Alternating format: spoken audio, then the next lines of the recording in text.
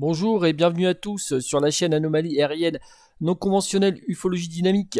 Alors aujourd'hui nous allons revenir à études, analyses et prospectives. Il s'agit toujours en fait de la nouvelle section concernant les études officielles ou les études non officielles mais du point de vue scientifique sur les phénomènes aériens non conventionnels ou phénomènes aérospatiaux non identifiés, selon bien sûr votre terminologie. Alors aujourd'hui, on va s'intéresser au rapport de la NASA. Alors je voulais absolument présenter ce rapport de la NASA parce qu'en fait, le rapport est déjà très important, hein. C'est la première fois véritablement que l'on a un rapport plutôt complet, du moins un rapport prospectif sur bien sûr l'idée qu'il faille en fait faire des études scientifiques sur la question. Et puis c'est aussi un rapport sous forme d'un projet, si vous voulez, qui peut être mis en place par la NASA ou qui va être mis en place par la NASA, puisqu'il y a un comité scientifique, bien sûr, UAP au sein de la NASA. Donc, pour la première fois en fin de compte. Et on va pouvoir s'arrêter donc sur ce rapport, on va dire cette étude officielle. Et vous allez voir, ça soulève pas mal de questions.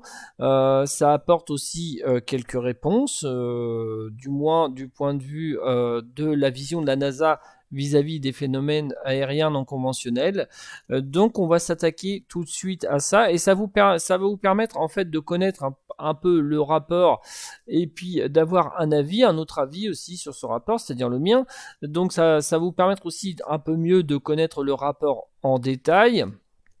Qu'est-ce qu'il dit, qu'est-ce qu'il annonce, qu'est-ce qu'il projette en fait quelque part dans un avenir proche. Voilà, on va s'arrêter tout de suite donc sur ce rapport. Alors voici comment il est présenté. Alors c'est un 37 Google qui a été fait directement par document. Donc voilà. Alors donc on a le rapport commence par les membres du groupe anormal non identifié de la NASA. Donc équipe d'études indépendantes sur les phénomènes. Alors c'est une équipe indépendante. C'est-à-dire ça a été souligné indépendant. C'est-à-dire dans le sens où c'est indépendant, si vous voulez, de la sphère militaire, du DOD, donc département de la défense. Donc c'est vraiment uniquement basé uniquement sur la NASA, au sein de la NASA, avec une équipe en fait qui travaille bien sûr en partenariat ou directement au sein de la NASA. Donc on va regarder tout de suite qui dirige cette étude, et du moins ce projet, vous allez voir qui est présenté. Et donc nous avons Dr David Spergel Simons qui est président de la fondation, donc des panélistes, des universitaires, beaucoup d'universitaires. Nous avons, excusez-moi, Nadia Drake qui est journaliste scientifique. Nous avons aussi Mike Gold, donc plutôt des aspects en fait qui tournent autour de la NASA, bien sûr, des structures si vous voulez. Nous avons bien sûr des associations, des universités pour la recherche et l'astronomie. Nous avons une personne de l'administration fédérale de l'aviation, donc la FAA. Nous avons une société, Maxar Technologies, Université de Boston, et nous avons encore une autre personne de la FAA, et puis bien sûr d'autres universités comme la Californie, l'Université de Rhode Island, etc. etc. Donc il y a aussi un partenaire industriel. Donc AI, voilà pour le partenaire industriel. Donc on a pas mal de gens quand même de très haut niveau. Forcément, la plupart sont tous scientifiques, ont tous des doctorats, soit sont des ingénieurs. Donc pour la plupart en fait représentant en fait bien sûr cette équipe. Donc voici en photo bien sûr l'équipe qui va s'occuper des phénomènes aériens non conventionnels au sein de la NASA, donc ce qu'ils appellent en fait équipe de l'étude indépendante sur les phénomènes anormaux non identifiés. Donc c'est quand même assez exceptionnel quand même de voir ça, parce qu'on n'aurait jamais en fait pensé il y a encore quelques années à avoir carrément une équipe, si vous voulez, qui s'occupe des phénomènes aérospatiaux non identifiés. C'est quand même assez incroyable. D'ailleurs, ça avait fait quand même écho au sein de pas mal de médias. Donc voilà. Alors, on va pas juger l'étude, on va commenter, si vous voulez, le texte de l'étude dans le cadre justement de cette section, mais on va pas la juger, si vous voulez. Pourquoi? Parce qu'il s'agit quand même d'un projet et d'une sorte d'étude prospective, si vous voulez, de ce qu'ils vont faire. Donc, obligatoirement, on va pas juger non plus. Pourquoi? Parce qu'il n'y a pas de matière pour l'instant. Donc, pour l'instant, on va juste avoir peut-être un regard sur leur approche à eux. Ils ont une approche probablement différente. Forcément, ils ont une approche différente des ufologues, des enquêteurs, etc. Du moins des amateurs sur la question, mais ils ont peut-être aussi une approche différente d'autres scientifiques. Probablement même d'ailleurs. Donc, on va pas juger, d'accord, le contenu. On va pouvoir néanmoins mettre des fois des critiques si on peut. Et puis, si je trouve qu'il y a des choses à dire ou à revoir, effectivement, je donnerai moi mon avis personnel. Donc voilà. Alors, qu'est-ce que ça nous donne? Donc, nous avons donc un résumé de l'exécutif.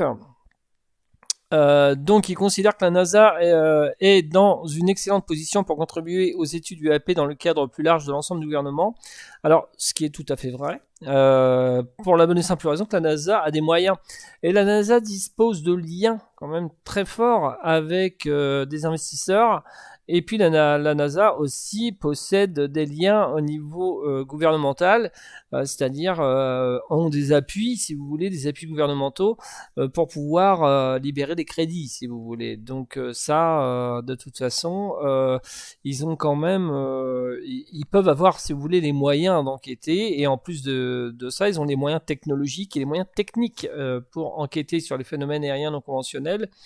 Donc ça c'est l'avantage de tout autre organisme en fin de compte. Pourquoi? Parce que ils ont tout simplement le contrôle des satellites. Ils peuvent avoir le contrôle des satellites, le contrôle en fait de différents capteurs optiques de type astronomique.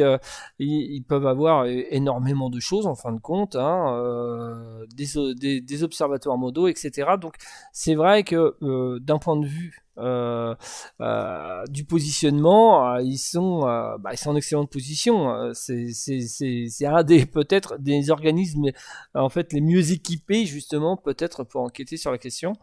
Donc l'étude des phénomènes anormaux non identifiés présente une opportunité scientifique unique qui nécessite une approche rigoureuse et fondée sur des preuves. Bon, ça c'est normal. Relever ce défi nécessitera de nouvelles méthodes robustes d'acquisition des données, des techniques d'analyse avancées, un cadre de reporting systématique et une réduction de la stigmatisation liée au signalement. Alors ça c'est bien, je l'avais déjà souligné dans plusieurs vidéos. Ils vont travailler en fait sur la stigmatisation du domaine, c'est-à-dire que vous savez bien, on l'a vu par exemple là, récemment dans une récente vidéo concernant les médias français sur la question, on sait très bien que le domaine est très stigmatisé. Alors eux, ils travaillent en fait sur la stigmatisation, et justement le but est de déstigmatiser, si vous voulez, l'étude et puis l'approche de cette étude tout simplement. Donc la NASA, avec une vaste expertise dans ces domaines et sa réputation mondiale d'ouverture scientifique, ça c'est clair, c'est évident, est dans une excellente position pour contribuer aux études UAP dans le cadre de pan gouvernemental plus large dirigé par le Bureau de résolution, donc la HARO. La NASA dispose d'une variété d'actifs d'observation de la Terre et de l'espace existants et prévus, ainsi d'une vaste archive d'ensemble de données historiques actuelles qui devrait être directement exploité pour comprendre l'UAP. Bien que la flotte de satellites d'observation de la Terre de la NASA n'ait généralement pas la résolution spatiale nécessaire pour détecter des objets relativement petits, tels que les UAP. Alors, effectivement, c'est vrai, la problématique, c'est pour ça qu'on a toujours reproché, par exemple, en fait, ceux qui nient le phénomène ou ceux qui ont tendance à critiquer en fait une étude sur la question, ils disent oui, mais vos ovnis on les voit pas, avec tous les satellites qu'on a, on devrait les voir. Ben non, justement, toutes les satellites qu'on a là déjà n'ont pas la résolution nécessaire. Et puis, qui plus est, tout ce qui est au sol va observer ce qui est de loin et non pas ce qui est de près. Donc c'est extrêmement difficile lorsque de nombreux télescopes sont dirigés dans l'espace de capter un UAP qui est en haute atmosphère ou en intra-atmosphérique. Donc c'est extrêmement difficile. Pourquoi? Parce que les télescopes sont pas faits pour ça, tout simplement d'un point de vue technique. Hein. Donc c'est vrai, c'est tout à fait vrai en fait ce qu'ils écrivent. Hein. En plus c'est de la logique. Donc du point de vue de la technique, donc de la technique optique, n'est-ce pas? Donc voilà, alors détecter des objets relativement petits tels que les UAP et leurs capteurs de pointe peuvent être directement utilisés pour sonder l'état des conditions terrestres, océaniques, atmosphériques, locales, qui coïncident spatialement et temporellement avec les pans. Alors oui, effectivement, les conditions terrestres, océaniques, atmosphériques coïncident forcément temporellement dans le temps donné avec les phénomènes aérospatiaux non identifiés. Initialement détectés via d'autres méthodes, ainsi les actifs de la NASA peuvent jouer un rôle essentiel et déterminant directement sur les facteurs environnementaux spécifiques qui sont associés à certains comportements ou événements. Ensuite, l'industrie américaine de télédétection commerciale propose un puissant mélange de satellites d'observation de la Terre qui offre des images à une résolution spatiale inférieure à plusieurs mètres, ça c'est très important, donc bien adapté aux échelles spatiales typiques des pans connus, bien que chaque point de la Terre ne bénéficie pas d'une couverture haute résolution constante. Le comité estime néanmoins que de telles constellations commerciales pourraient offrir un complément, complément puissant à la détection et à l'étude des pans en cas de coïncidence sur la collecte, donc si la collecte a lieu.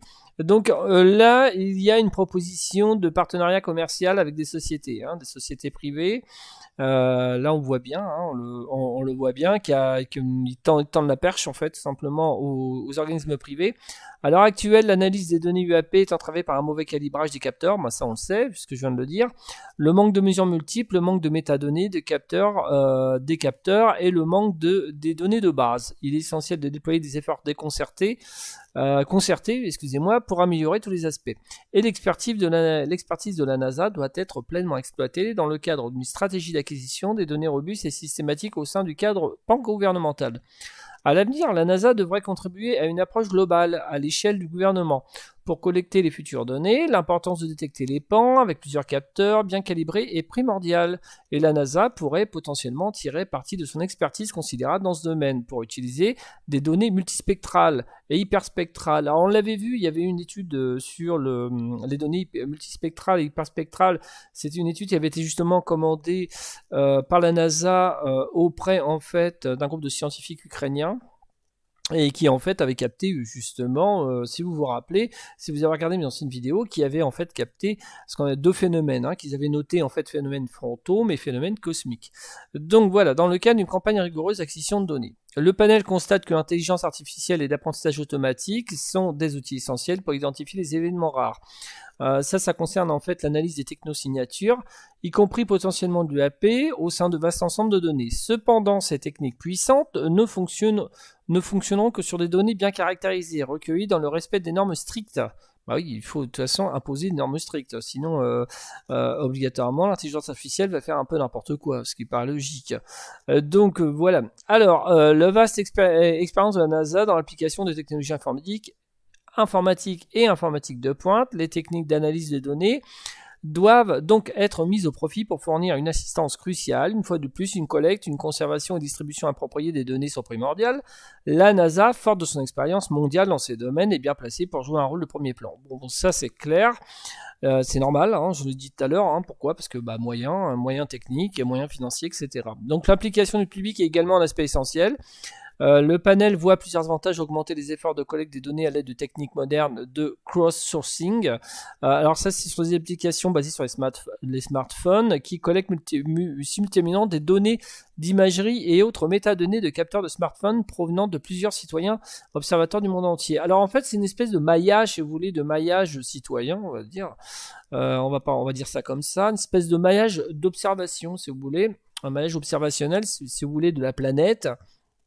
C'est comme si en fait on donnait je sais pas, s'il y avait 1 milliard de personnes par exemple, ou même 500 millions de personnes sur la planète qui ont des smartphones, et il y en a forcément bien plus qui en ont. Mais exemple, si on avait 500 millions de personnes, mais sur toute la planète entière, qui en fait décident d'installer l'application et bien sûr de photographier des phénomènes, voilà, ça permettrait un maillage constant, hein, tout simplement, de l'observation d'un phénomène, hein, là où il se trouve en fait. Et en plus, des données qui peuvent être intéressantes au niveau de la territorialité, au niveau optique, etc. Enfin bref. Et puis, ça permet aussi de discriminer ce qui est de l'ordre du conventionnel et de l'ordre de ce qui est du non conventionnel. Alors, ça permettra en même temps de voir l'interprétation aussi du témoin. Ça, c'est intéressant aussi d'un point de vue, par exemple, psychologique, qu'une personne croit en fait photographier ou filmer un ovni avec ce genre d'application, alors qu'en fait c'est tout simplement un satellite, un météore, un ballon, enfin ce que vous voulez quoi. Voilà, donc ou un phénomène naturel un peu moins connu, mais effectivement c'est extrêmement intéressant même dans tous les domaines. Donc la NASA devrait donc exploiter la viabilité du développement ou de l'acquisition d'un tel système de cross-sourcing dans le cadre de sa stratégie. À son tour, le comité constate qu'il n'existe actuellement aucun système standardisé. J'en ai déjà parlé des systèmes standardisés. Je suis pour en fait, pour établir les rapports civils sur les pans. Je l'avais expliqué justement dans une de mes analyses. Lorsque je proposais quand je propose en fait un système standardisé, c'est-à-dire qu'il y ait en fait tout simplement un seul rapport, tout simplement qu'il y ait un seul rapport sur la planète, voilà, et pas 50 rapports de chaque pays, mais qu'il y ait un espèce de rapport mondial en fait tout simplement, qui nous donne en fait une standardisation de façon à identifier le paquet de cibles, enfin tout simplement, ce qui entraîne des données rares et incomplètes, dépourvues de protocole de conservation et de contrôle. C'est vrai que c'est un petit peu le bazar, hein, parce qu'en fait, chaque association, même chaque structure officielle a son type de rapport. Le rapport brésilien, c'est pas le même que le rapport argentin. Le rapport argentin, c'est pas le même que le rapport du GIPAN, etc. Enfin, il faudrait standardiser tout ça. La NASA devrait jouer un rôle essentiel en aidant la roue dans le développement de ce système fédéral. Alors ça, c'est au niveau des États-Unis. La perception négative entourant la déclaration des pans constitue un obstacle à la collecte de données sur ces phénomènes. Alors, rappelez-vous, j'en ai déjà parlé dans ma dernière vidéo, justement dans une récente vidéo concernant les médias et le traitement justement médiatique du phénomène OVNI.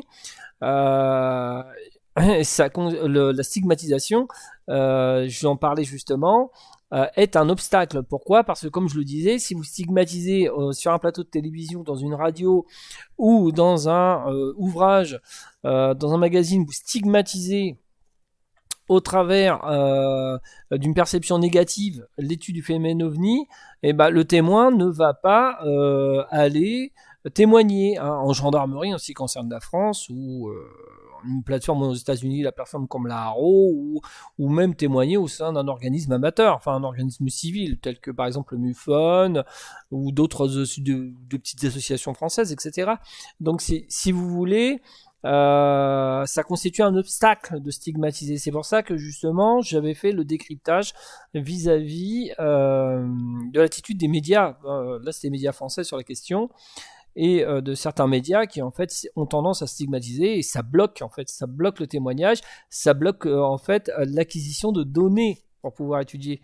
Donc va falloir retravailler, c'est ce que je disais déjà en amont, faut que les médias retravaillent leur approche sur la question pour justement libérer la parole. Donc l'implication même de la NASA dans l'UAP jouera un rôle essentiel dans la réduction de la stigmatisation associée au rapport UAP. Ça c'est bien, hein, c'est vraiment, moi je trouve, le point fort, hein, franchement, de la NASA. Bon, franchement il y a l'aspect technique, mais je trouve que ils ont compris qu'en fait, ce n'est pas en stigmatisant qu'on va pouvoir libérer, qu'on va pouvoir récupérer des rapports, tout simplement des témoignages. C'est évident, forcément que si votre voisin, vous ou votre voisin ont vu quelque chose de véritablement non conventionnel, et puis qu'on a tendance à se moquer dans les médias sur la question, il va pas aller témoigner, hein, il va pas vous le dire, hein, il n'a pas envie de passer tout simplement pour un fou, quoi. Voilà, hein, on connaît ce genre de comportement depuis des décennies maintenant, on en a beaucoup parlé, donc dans beaucoup d'ouvrages, etc., dans beaucoup d'enquêtes. Donc le problème, c'est ça. Donc, de la stigmatisation donc associée aux UAP qui conduisent presque certainement à l'attrition des données à l'heure actuelle. Bah oui, la confiance publique de longue date accordée à NASA essentiellement pour communiquer aux citoyens les résultats de ces phénomènes est cruciale pour déstigmatiser les rapports UAP. Bah oui, faut sortir de cette stigmatisation. Donc là, on peut pas leur reprocher. On peut leur reprocher ce que vous voulez, mais là, on peut pas leur reprocher qu'ils vont vers le citoyen, parce que là, ça serait pas honnête, c'est pas honnête de les juger, si vous voulez, dans cette approche entre sciences et société, par exemple. Donc là, on est sur le point de vue démocratique, si vous voulez. Il faut déstigmatiser. Au contraire, ça tombe bien. En plus, pour nous, en tant qu'amateurs, en tant que passionnés, en tant que chercheurs, enquêteurs, pour nous, c'est extrêmement intéressant parce qu'on a les retombées positives de cela. Faut bien réfléchir aussi à ça aussi un peu. De temps en temps, des fois l'officiel fait aussi les choses bien, il fait pas que les choses mal. Donc les processus scientifiques utilisés par la NASA encouragent la pensée critique, c'est normal. La NASA peut montrer au public la meilleure façon d'aborder l'étude de l'UAP en utilisant des rapports transparents, une analyse rigoureuse et l'engagement du public. Bah oui, en bonne relation. Enfin, la menace que représente l'UAP pour la sécurité de l'espace aérien américain est évidente. Alors ça c'est quand même, notez-le bien quand même, c'est étonnant dans ce qui est écrit officiellement à la NASA. La menace que représente l'UAP pour la sécurité de l'espace aérien américain est évidente. Il y a une menace évidente. Ça, il fallait le souligner, mais souvent, les gens ont parlé du rapport de la NASA, mais j'ai l'impression que beaucoup n'ont pas lu, en fait, tout simplement. C'est ça que je reproche souvent, c'est qu'en fait, on a un document, mais les gens en fait, ont le document, mais ne le lisent pas. Alors qu'en fait, vous avez des phrases clés, des mots clés, vous avez une intention qui est claire sur la question.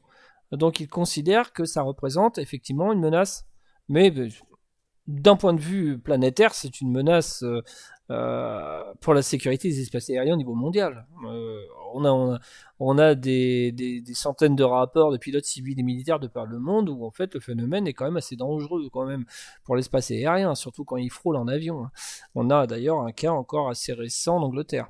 Donc le panel estime qu'une voie particulièrement prometteuse pour une intégration plus approfondie dans un cadre systématique et fondée sur des preuves pour l'UAP est le système de rapport sur la sécurité aérienne ASRS que la NASA administre pour le compte de la FAA, donc la Fédération aéronautique. Ce système de signalement confidentiel et volontaire destiné aux pilotes, contrôleurs aériens et au personnel professionnel de l'aviation reçoit environ 100 000 rapports par an. C'est absolument énorme, bien qu'elle n'ait pas été initialement conçue pour la collecte des PAN. C'est vrai. Une meilleure exploitation pour les rapports pilotes et commerciaux sur les PAN fournirait une base de données essentielle qui serait précieuse pour les PAN gouvernementales visant à comprendre les PAN. C'est clair, alors le NARCAP avait fait un peu la même chose, mais le problème du NARCAP, c'est pas le problème du NARCAP, c'est qu'il n'y a pas les moyens de la NASA, et puis c'est pas non plus 200 personnes qui vont travailler sur la question, quoi. Voilà. Et en plus de ça, on a vu que il y avait des problèmes des fois dans la compréhension du NARCAP vis-à-vis de des fois certains rapports. Donc à son tour, la longue histoire du partenariat entre la NASA et la FAA devra être mise au profit pour étudier comment des techniques avancées d'analyse en temps réel pourraient être appliquées aux futures générations de systèmes de gestion du trafic aérien. Ça c'est très intéressant. Alors donc on va continuer le rapport. Donc sur l'avant-propos. Alors nous passons maintenant. Nous avons eu en fait un résumé de ce qu'ils veulent faire. Maintenant, nous passons par l'avant-propos et nous allons pouvoir en fait décrypter certaines phrases qui sont extrêmement intéressantes, qui risquent même d'ailleurs de vous faire, on va dire, vous provoquer une réaction plutôt, on va dire, positive sur la question.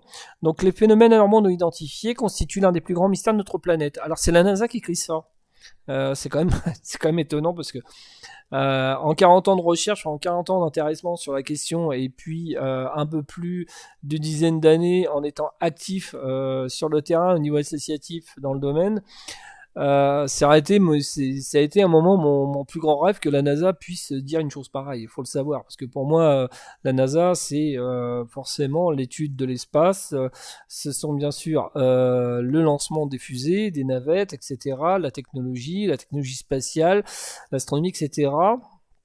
tout ce qui est lié en fait tout simplement à l'univers qui nous entoure, mais en haut. Et en fait, j'aurais jamais pensé que la NASA un jour écrirait une chose pareille dans quelque chose d'officiel. Donc des observations d'objets dans notre ciel qui ne peuvent pas être identifiés comme des ballons, des avions, des phénomènes naturels. Alors ça, c'est Dr. Shunklepatrick devrait prendre un petit peu de la graine parce que je ris par rapport à ça, mais en fait, ils considèrent que c'est pas que des ballons, des avions, des phénomènes naturels, hein, ce que nous répète souvent le docteur Shunklepatrick, même encore récemment, dans une audience publique qui a eu un rapport question-réponse avec le public récemment.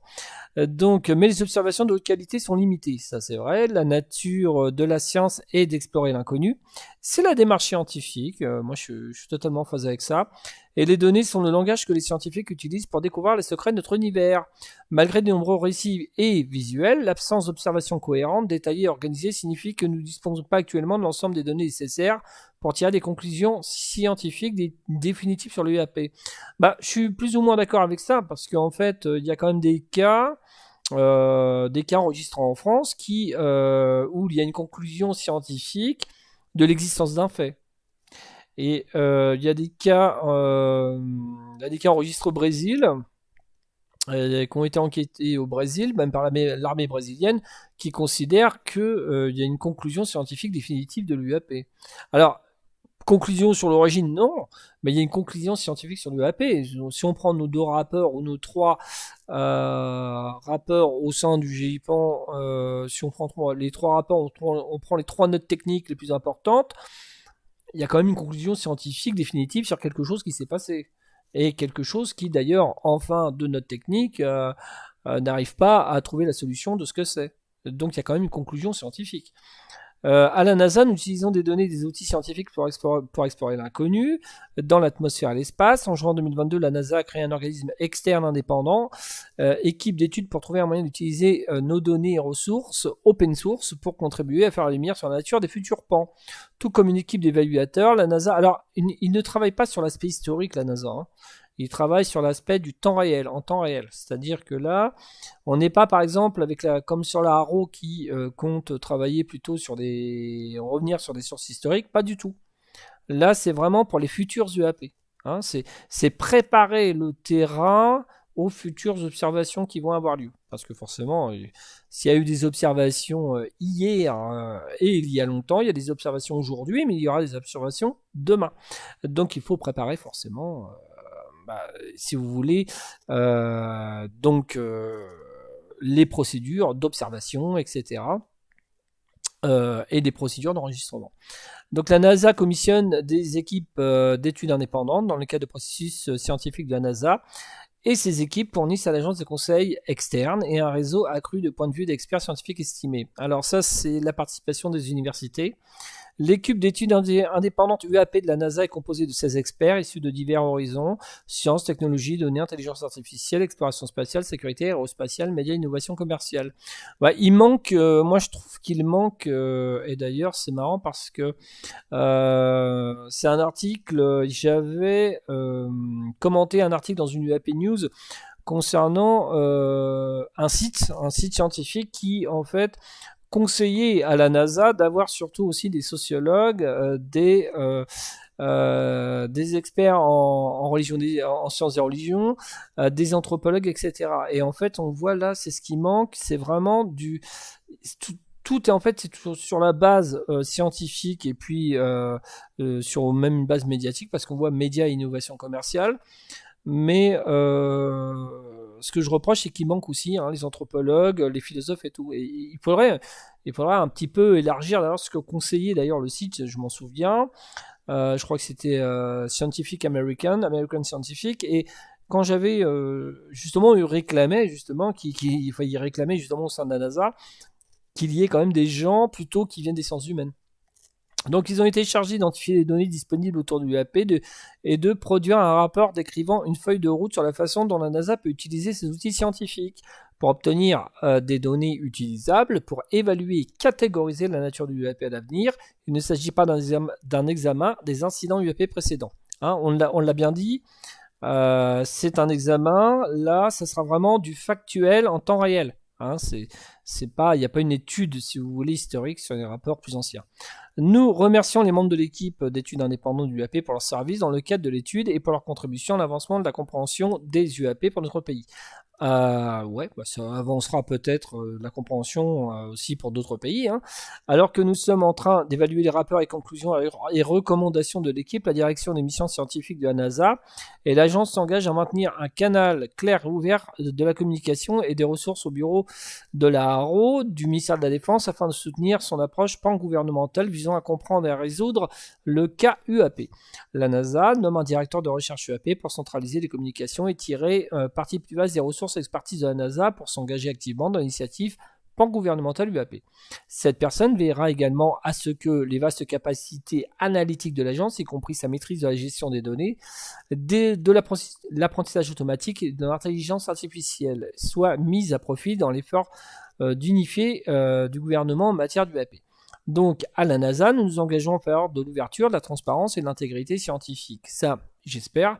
Et elle constitue un élément central de nos opérations. En créant cette équipe d'études indépendante, la NASA a obtenu d'importants points de vue externes de la part d'éminents experts de notre pays sur la manière dont nous pouvons utiliser nos ressources pour faire progresser l'étude des données UAP, explorer l'inconnu dans l'air et l'espace pour le bénéfice de tous. Dr Nicolas Fox, administratrice associée direction de la mission scientifique. Ça, c'est elle qui écrit ça. Donc, l'introduction au rapport. On va continuer, bien sûr, cette lecture.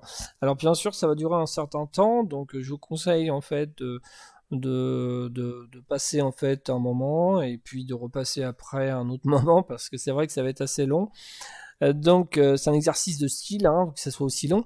Donc, récemment, de nombreux témoins crédibles, souvent des aviateurs militaires, ont rapporté avoir vu des objets qu'ils n'avaient pas reconnus dessus de l'espace aérien américain. La plupart de ces événements ont depuis été expliqués, pas tous, mais une petite poignée d'entre eux ne peuvent pas être immédiatement identifiés comme des phénomènes naturels ou d'origine connue. Ces événements sont désormais collectivement appelés phénomènes anormaux non identifiés, donc UAP. Une partie essentielle de la mission de la NASA consiste à explorer l'inconnu en utilisant le processus rigoureux de la méthode scientifique. Cela signifie examiner nos hypothèses et nos intuitions, collecter des données de manière transparente et diligente, reproduire des résultats, rechercher une évaluation indépendante et enfin parvenir à un consensus scientifique sur la nature d'un événement. La méthode scientifique nous met au défi de résoudre les problèmes en évaluant impartialement nos propres idées et en étant prêts à nous tromper en suivant les données. J'espère. Ils peuvent se tromper aussi. Il est de plus en plus clair que la majorité des observations de Pan peuvent être attribuées à des phénomènes ou à des événements connus. C'est vrai. Lorsqu'il s'agit d'étudier de tels phénomènes, notre principal défi et que les données nécessaires pour expliquer ces observations anormales n'existent souvent pas.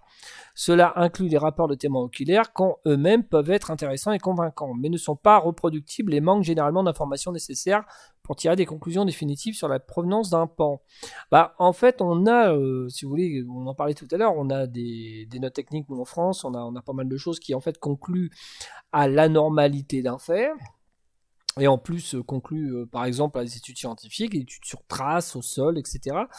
Et on a aussi des traces radar. Donc, effectivement, il n'y a pas de conclusion définitive sur la provenance du pan. Ça, après, c'est à chacun, selon ses convictions, voire selon ses croyances, d'où ça vient. Mais c'est vrai, dans les faits, on ne sait pas d'où viennent les pans. Ça, c'est votre affaire personnelle. C'est sûrement pas l'affaire de la NASA. Et c'est encore moins la mienne d'ailleurs, et je ne sais pas pour l'instant d'où ça vient. Mais effectivement, il n'y a pas la conclusion, c'est pas encore définitif si vous voulez. Alors peut-être que ça le sera, en 2024 ou 2025, je ne sais pas. Mais pour l'instant, il n'y a rien de définitif sur la question. Par contre, sur sa matérialité, il y a quelque chose de définitif. Et, moi, je considère par exemple d'un point de vue scientifique qu'il y a une matérialité du fait, mais on ne sait pas d'où ça vient. Donc, ainsi, pour comprendre l'UAP, un cadre scientifique rigoureux fondé sur des preuves axées sur les données. Normal, on a besoin de preuves. Ce rapport offre une vision de la manière dont la NASA pourrait contribuer à la compréhension du phénomène et de la manière dont l'approche et de l'agence complétera les efforts de l'ensemble du gouvernement pour comprendre l'UAP. Donc, voici en fait un ballon. Alors, ça, c'est un ballon météo dans le ciel avec un largage. Alors, ça, Ils ont mis cette image-là parce que c'est un peu comme la Haro, si vous voulez, c'est un peu la même démarche, pour vous donner en fait une idée de ce qu'on pourrait confondre avec un ovni. Effectivement, c'est vrai que ce ballon est un peu bizarre, avec ces espèces de petits de petites protubérances là, à chaque fois qu'on voit. Donc c'est vrai qu'il paraît étrange, mais c'est pourtant un ballon météo de la Floride. Alors c'est vrai que vu de loin, on pourrait très bien prendre ça pour effectivement une sphère, hein. C'est évident. Et sûrement d'ailleurs que ce type de ballon a été pris pour une sphère, mais il y a effectivement d'autres faits concernant des sphères et qui n'ont strictement rien à voir avec un ballon, hein, comme d'ailleurs l'avait souligné Dr. Kirkpatrick, et qui partent en fait de 0 à 2000 km/h. Bon, là, c'est pas un ballon. Voilà. Donc, on va continuer, bien sûr. Donc, cette lecture, c'est passionnant. Donc, réponse à la déclaration de la tâche. Bon, quel type de données scientifiques actuelles collectées et archivées par la NASA ou d'autres entités gouvernementales civiles devraient être synthétisées et analysées pour potentiellement faire la lumière sur la nature et les origines des phénomènes anormaux non identifiés? Question. Donc la NASA dispose d'une variété d'actifs d'observation de la Terre, de l'espace aérien existant prévu, ainsi qu'une vaste archive d'ensemble de données historiques actuelles, qui devraient être utilisées pour relever des défis de détection et ou de la compréhension du UAP. La flotte de satellites d'observation de la Terre de la NASA collecte le plus de données au sein du système terrestre. Mais ils n'ont généralement pas la résolution spatiale nécessaire pour détecter les objets relativement petits, tels que les pans. C'est vrai que les pans, c'est pas Alors, enfin, ça dépend quel cas. On a des cas où vraiment, on a des triangles, ils sont aussi larges, voire plus grands qu'un terrain de football. Donc là, ils sont plus facilement détectables, mais effectivement, ils sont sur un paquet de cibles comme la Haro, sur des éléments plus petits. Cependant, ils devront encore jouer le rôle de soutien puissant pour déterminer les conditions environnementales qui coïncident avec les UAP. Par exemple, les capteurs avancés des missions Terra et Aqua devraient être directement utilisés pour sonder rétroactivement l'état des conditions locales de la Terre, de l'océan et de l'atmosphère qui coïncident spatialement et temporellement avec les pans initialement détectés via d'autres méthodes. Ainsi, la NASA peut aider à déterminer si des facteurs environnementaux spécifiques sont associés ou aux propriétés UAP signalées, ou à des événements. Il existe d'autres capacités civiles prometteuses qui peuvent être utilisées pour examiner l'UAP.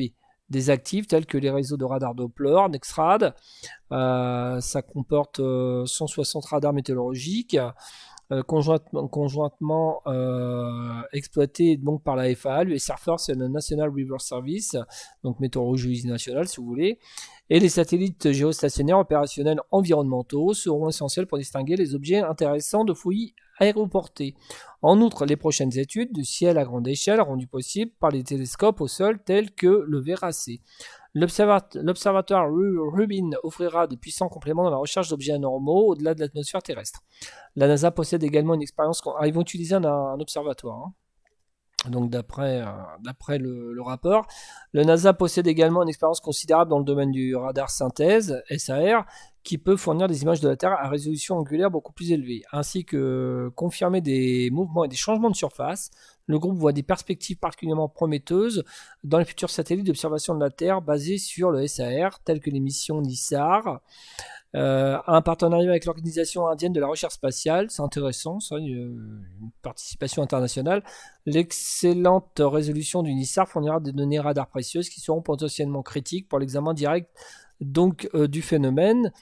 En plus de leur contexte environnemental, le système SAR fourniront également une validation critique de toute propriété véritablement anormale, telle qu'une accélération rapide ou des manœuvres à G élevé, grâce aux signatures Doppler qu'ils produisent. Effectivement, ils veulent un retour Doppler, de l'effet Doppler sur quelque chose qui irait très vite. Voilà. Donc ils ont besoin en fait d'analyse spectrographique, hein, forcément, pour essayer d'identifier selon en fait le spectre en fait de ce que va rendre le phénomène, pouvoir en fait analyser ensuite ce type de spectre. Donc quelle que soit la source de l'observation, il est essentiel de noter que le rôle central que joue la conservation structurée des données dans un cadre rigoureux est fondé sur des preuves pour mieux comprendre l'UAP. À ce jour, les données UAP sont souvent constituées d'observations initialement acquises à d'autres fins, qui manquent souvent de données adéquates. Alors, Alors, les métadonnées ne sont pas optimisées pour une analyse scientifique. Ici, la NASA, avec son expertise de pointe en matière de conservation, d'archivage et de distribution de grands volumes de données, peut jouer un rôle. L'adhésion de la NASA au principe de données FAIA. Lors de la génération de référentiels de données organisés, permet aux scientifiques et aux scientifiques citoyens de mener une exploration de données à des analyses significatives. En outre, en raison de l'absence de système complet de collecte des rapports civils sur les pans, il existe des incohérences dans la manière dont les données sont collectées, traitées et conservées. Notez bien, hein. L'application de la rigueur de la NASA au protocole des données UAP sera un terme essentiel pour une compréhension fine de ces phénomènes. Ils veulent quelque chose de plus détaillé. Alors, qu'est-ce que c'est l'image que l'on voit là ? Objet sud-asiatique. Image prise donc par le MQ-9. Alors ça, je crois que c'était à la Haro. D'un objet non identifié en Asie du Sud avec un sillage atmosphérique apparent à une cavitation. Évalué plus tard comme un avion commercial probable par la Haro, la cavitation est probablement un artefact de capteur résultant de la compression de la vidéo. Donc, ce serait un avion. Hein, donc d'après ce qu'on voit là. Alors, quel type de données scientifiques ? D'ailleurs, elle est visible, c'est une vidéo. Hein, c'est une vidéo qui vient de l'ARO d'ailleurs. Quel type de données scientifiques ? Alors, question. Quel type de données scientifiques actuellement collectées et détenues par des organisations à but non lucratif et des entreprises devraient être synthétisées et analysées pour potentiellement faire la lumière sur la nature et les origines des pans ? Donc, l'industrie américaine de télédétection commerciale offre un puissant mélange de capteurs d'observation. Ça, on l'avait vu tout à l'heure. Par exemple, les constellations de satellites commerciaux fournissent des images à une résolution spatiale inférieure à plusieurs mètres, qui correspondent bien aux échelles spatiales typiques des pans connus. Oui, ils sont rarement, si vous voulez, un phénomène est rarement dans l'espace. Hein, souvent, il est en très haute altitude. Alors souvent, selon en fait l'identification du paquet type de la Haro, il évoluerait environ à 6000 mètres d'altitude en moyenne, mais pas que, hein, parce qu'un pan peut monter, on a des cas où ça passe à quelques centaines de mètres jusqu'à 5000 mètres d'un coup. Ça peut descendre de 3000 mètres, monter à 6000 et de 6000 à 3000 mètres.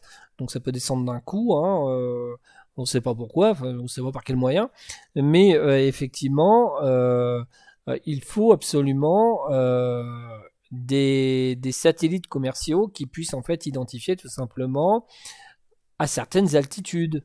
Hein. Donc il faut un re-réglage des capteurs optiques. Donc ça, il faut en fait affiner le capteur optique selon des échelles d'altitude pour pouvoir essayer d'identifier le phénomène. En outre, la cadence temporelle élevée offerte par les réseaux commerciaux de télédétection peut augmenter considérablement la probabilité de fournir une couverture rétroactive des événements, hein, UAP initialement observés par d'autres moyens. La limite des données est qu'à un moment donné, la majeure partie de la surface de la Terre n'est pas couverte par des satellites commerciaux à haute résolution. Oui, il n'y a pas de maillage, donc il n'y a pas de maillage. C'est pour ça d'ailleurs qu'ils veulent employer le citoyen aussi pour faire un maillage à partir du sol.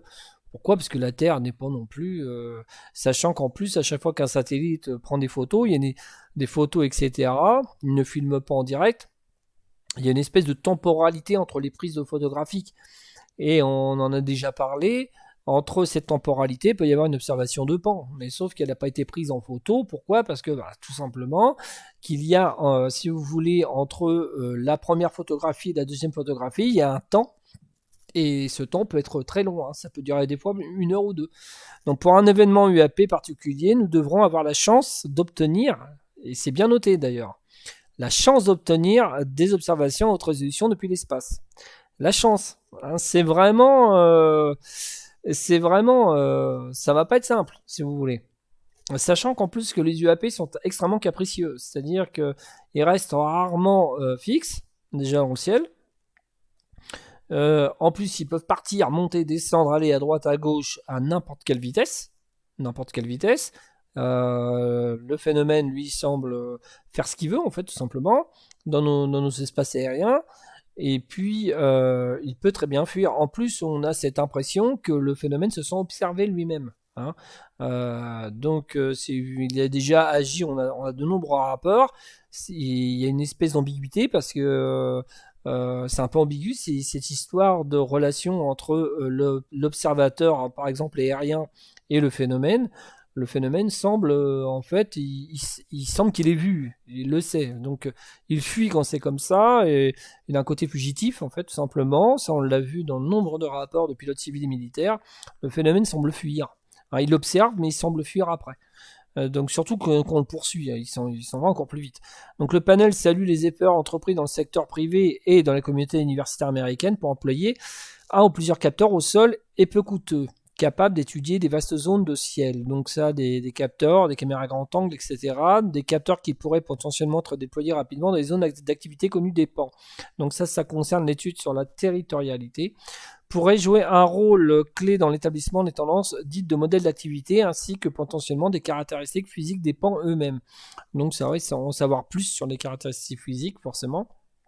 Donc capteur, caméra avec des filtres à diffraction, des analyses spectrographiques, spectrométriques, spectroscopiques, etc. Donc c'est vrai qu'il faut essayer d'avoir un maximum d'éléments, hein, ce qui est entièrement normal, hein. Donc ils doivent en plus, s'ils libèrent des crédits, ils doivent donner des résultats, parce que sinon ils n'auront plus de crédits. Donc du moins pour cet aspect. Mais une fois de plus, un calibrage robuste des données est vital. Là, on parlait de calibrage tout à l'heure, justement, en fait, recalibrer, en fait, simplement les capteurs. La NASA peut jouer un rôle consultatif important, ça c'est normal, hein, ils ont les moyens et ils ont les ressources humaines pour. Donc, le processus d'étalonnage garantit que des informations recueillies à partir de capteurs et d'instruments sont précises, fiables et exemptes de toute erreur ou biais systématique. Dans le cadre des études UAP, où les données proviennent souvent d'instruments non spécifiquement conçus pour détecter de tels objets. Un étalonnage approprié devient encore plus crucial. À leur tour, les métadonnées qui fournissent des informations contextuelles telles que le type de capteur de détail du fabricant, les caractéristiques du bruit et l'ordre d'acquisition doivent être simultanément présentes pour une caractéristique précise à la fois d'un UAP potentiel ainsi que des capteurs lui-même. En effet, il a été démontré que plusieurs pans apparents étaient des artefacts de capteurs. Et une fois qu'un étalonnage et un examen approprié des métadonnées ont été appliqués. Oui, alors effectivement, c'est vrai qu'il y a une petite problématique, c'est par rapport tout simplement au problème d'artefacts liés au capteur lui-même. Hein, donc là, on l'a vu par exemple dans l'image plus haut. Donc une image d'avion, d'un oiseau, etc. peut être déformée. Hein, on l'avait déjà vu à plusieurs reprises. Un oiseau, par exemple, pris avec une caméra un FLIR. Donc le spectre lumineux de l'oiseau va complètement déformer l'image. Et puis on a l'impression qu'en fait, tout simplement, c'est un objet ou une boule. Et puis en fin de compte, c'est un oiseau. Donc, et ça, c'est le problème. Et automatiquement, il doit y avoir forcément des examens appropriés des métadonnées. Bien qu'il s'agisse d'un investissement substantiel, la standardisation des informations collectées, et bien, un étalonnage bien conçu permettra de mener une enquête scientifique rigoureuse sur l'UAP. L'expérience de la NASA dans ce domaine sera essentielle. Donc voilà pour cette information. Quel autre type de données scientifiques la NASA devrait-elle collecter pour améliorer le potentiel de développement d'une compréhension de la nature des origines de l'UAP? Pour améliorer notre compréhension de l'UAP, la NASA devrait contribuer à une approche globale de collecte des données dans le cadre plus large de l'ensemble du gouvernement pour comprendre l'UAP. L'importance de détecter les phénomènes avec plusieurs capteurs bien calibrés est primordiale. Et la NASA devrait tirer parti de son expertise considérable dans ce domaine pour potentiellement utiliser des données multispectrales, hyperspectrales, dans le cadre d'une campagne rigoureuse visant à acquérir des données supplémentaires sur les futurs pans. En outre, d'ailleurs, je parlais de l'étude sur les modes hyperspectrales et multispectrale, justement, de l'étude ukrainienne. J'en avais déjà parlé, on avait déjà parlé il y a à peu près un mois et demi. Et d'ailleurs, l'étude avait avait été rendu à la NASA, qu'on pourra lire. Hein, c'est une étude, alors c'est une étude avec des aspects techniques un petit peu lourds. Hein, donc c'est vrai que ça va pas être simple, mais si on essayait de vulgariser un peu cette étude, ça serait pas mal. Donc ça vous permet de voir en fait les études officielles sur la question, hein, les études en plus récentes.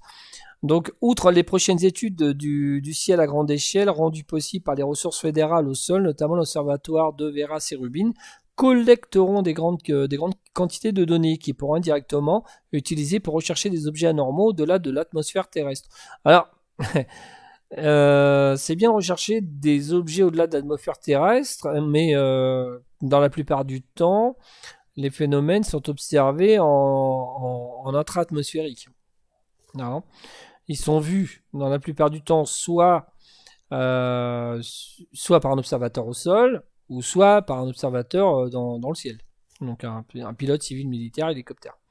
Donc c'est vrai qu'il faut un petit peu, faut pas trop viser trop loin non plus, parce que même si le phénomène tente à aller très haut dans le ciel, voire même au niveau de notre atmosphère terrestre, il faut essayer d'être encore un peu plus proche. Hein. En fait, hein, par rapport au premier témoignage, c'est l'observateur au sol. Ensuite, c'est l'observateur donc qui est dans le ciel. Mais le premier observateur, c'est toujours l'observateur au sol. Hein. C'est le plus grand pourcentage de données, c'est au sol. Donc les signatures de données sont vastes et les théories qui prédisent de nouvelles signatures aident à guider nos recherches. Il est impératif de fixer les seuils d'épreuves clairs. Donc, nous allons continuer pour éviter. Donc, les signatures de données sont vastes et théories. Pour éviter donc de commettre des erreurs, tout simplement, notamment avec les méthodes automatisées. En outre, les futurs capteurs spécialement conçus pour la détection des pans devraient être conçus pour s'ajuster sur des échelles de temps de l'ordre de la milliseconde afin de faciliter une meilleure détection. Parallèlement, le système d'alerte devrait détecter et partager les informations transitoires rapidement et uniformément. Le panel note qu'à l'heure actuelle, la collecte des données UAP est entravée par des problèmes d'étalonnage des capteurs. C'est clair. Et un manque de métadonnées des capteurs. En bref, l'étalonnage garantit que les futures données collectées sont fiables et précises, tandis que la collecte des métadonnées, telles que l'heure, l'emplacement et les modes d'observation des capteurs, garantit les facteurs contextuels et environnementaux d'un événement UAP enregistré qui sont bien pris en compte. Donc, voilà. Donc, alors, le panel voit également plusieurs avantages à augmenter les efforts potentiels de collecte de données en utilisant des techniques modernes de cross-sourcing. Ça, on l'avait vu avec les smartphones. L'utilisation donc des capteurs de smartphones provenant de plusieurs observateurs citoyens. La NASA devrait donc explorer la viabilité du développement ou de l'acquisition d'un tel système de cross-sourcing dans le cadre de futures stratégies de données. Ça serait intéressant qu'il y ait par exemple une campagne de communication. Un genre de campagne de communication, couvrez le ciel, observez le ciel, des campagnes de communication par exemple sur des périodes où on demande en fait aux citoyens, comme on fait en fait des campagnes de communication sur la santé, sur ce que vous voulez. Là, on fait une grande campagne de communication par exemple sur l'observation du ciel. Hein, ça ne veut pas dire qu'il y aura des UAP si vous voulez, mais ça permettra d'avoir un beau maillage, si vous voulez, pour essayer d'obtenir de la matière. Hein. Donc qu'elle soit conventionnelle ou non conventionnelle. Donc après, c'est l'étude en fait des données qui seront analysées. Donc il va le confirmer. Donc comme indiqué ci-dessus, la flotte de satellites d'observation de la Terre de la NASA doit également jouer un rôle clé dans la collecte de futures données sur les conditions environnementales coïncidant avec les observations. Malgré l'inadéquation de la résolution spatiale entre la génération actuelle de satellites et les événements UAP typiques, en collectant et en analysant les futures données satellitaires, nous obtiendrons sans aucun doute un aperçu des facteurs environnementaux typiques associés aux UAP. Donc ils insistent beaucoup sur les facteurs environnementaux.